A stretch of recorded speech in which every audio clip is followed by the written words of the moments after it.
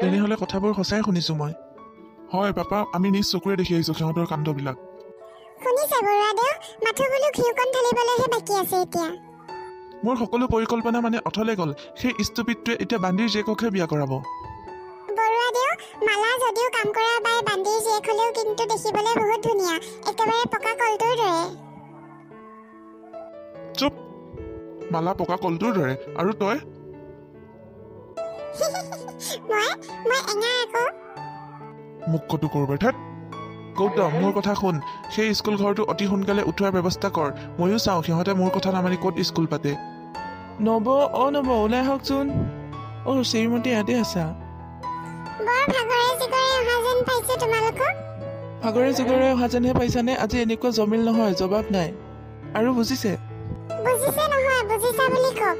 আপুনি নহয়, তুমি বুলি ক'ব বুলি আৰু কিমান কম। চৰি, মোৰ মানে অলপ সহজ হ'বলৈ আৰু কিছু সময় লাগিব। মই কি কৈ আছিলোঁ? ৰাইট, মই মালাৰ কথা ক'ব বিচাৰিছিলোঁ। মালা ইমান ধুনীয়া গান গায় বুলি মই আগতে জনা নাছিলোঁ। আৰু তই কি বেয়া গাৱ নেকি? ৰাইট, একেবাৰে ৰাইট কথা কৈছ। তোতকৈ অৱশ্যে মই বহুত বেছিয়ে ভাল গাওঁ। বাপৰে, কি হ'ল নো আজি? তোমালোকে দেখোন হাঁহিত একেবাৰে ঘৰ উৰুৱাই দিবা। আৰু মালা, তই আকৌ ইয়াত কি কৰি আছ? বৰ ভাগৰ লাগিছে নব, সেইকাৰণে অলপ জিৰাই লওঁ বুলি আহিলোঁ। হ'লেও আজি কমখন লোৱা ধপৰা হ'লনে? বৰ ভাগৰ লাগিছে। একদম ভাগৰে ভোকে আগুৰি ধৰিছে নব। কিবা এটা খাবলৈ দিয়া না। ময়ো খাম কিন্তু। খাবি বাৰু। তই এনেকৈ ইহঁতৰ লগত ঘূৰা ফুৰা কৰিছ কিয়? নাপায় নহয় এনেকৈ ঘূৰা ফুৰা কৰিবলৈ। সত্য আৰু ৰাজীৱহঁতৰ লগত তহঁত জানো মিল? সিহঁতৰ লগত এনেকৈ সমানে সমানে ঘূৰা ফুৰা কৰিবলৈ। নব, তুমি এইবোৰ কি কথা কৈছা?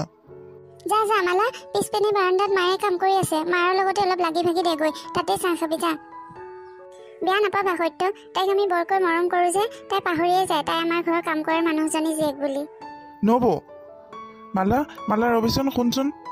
নব, তুমি ইয়াক কি কৰিলা? নব, হঠাৎ তুমি মালাক এয়া ব্যৱহাৰ কিয় কৰিলা? কিনো বেয়া কথা ক'লো মই কিবা মিছা কথা কৈছো নেকি? ভুল কৰিলা নব, তুমি আজি বহুত ডাঙৰ ভুল কৰিলা। মালাহঁতে শ্ৰম কৰিহে নিজৰ জীৱিকা উলিয়াইছে, চুৰ কৰি বা ভিক্ষাৰ খুজি নহয়। দেখিলা সত্যজিৎ, বান্দিৰ ছোৱালীজনী এতিয়া আমাতকৈও তাইৰ কাৰণে প্ৰিয় হ'ল। ভুল ক'লে ক্ষমা কৰিবা নব, কিন্তু কাইলৈ যিজনী ছোৱালী এইখন ঘৰত বোৱাৰী হৈ আহিব, আজি তাইক এনে ব্যৱহাৰ ভাল নেদেখি। ক'তনো তাই এখন ঘৰৰ বোৱাৰী হ'ব পাৰিব? তাই এইখিনি যোগ্যতা আছে জানো? তাই ক'লেই হ'ব নেকি? হ'ব, কিয় নহ'ব? এইখন ঘৰৰ মই অভিভাৱক হয়, মই যি ক'ম সেয়া হ'বই লাগিব। কি ক'লে আপুনি? কিয়, তুমি শুনা নাই নেকি? নে বুজি পোৱা নাই? সত্য, তুমি যোৱা, সিহঁতক কোৱাগৈ অতি সোনকালে মই সিহঁতৰ বিয়া পাতি দিম বুলি।